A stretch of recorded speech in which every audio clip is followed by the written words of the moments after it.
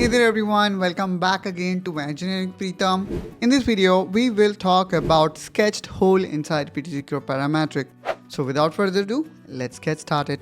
Okay, so here you can see we are already in our computer screen, and let me click here on hole, and then instead of simple standard flat drill, we're going to choose this sketched. So let's click on it, and let's actually place this hole here. And let me quickly define the references. And now the third dimension here is hole orientation. Obviously you can also define that, but here my main focus is to create custom hole by sketching it. So let's click here on sketch. And now here we go. Here we need to define first of all a center line. And now make sure that you make this line straight. And now here you can form any kind of shape that you want to be there in your hole. Now close this and let's click OK.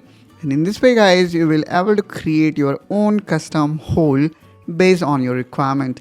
And this is more of revolve tool, I would say, but a very quick way to create revolve as remove material very quickly. And then obviously you can, anytime change its position by changing the value of these reference distances. So in this way guys, we can create our own custom sketched hole inside PTC Creo Parametric. I hope guys you find this video helpful and informational. If yes, then do like and subscribe to Engineering Pritam to follow more such tips and tricks and to follow complete PTC Creo Parametric series. And I will catch you soon with one such another video. Till then, you take care and bye bye.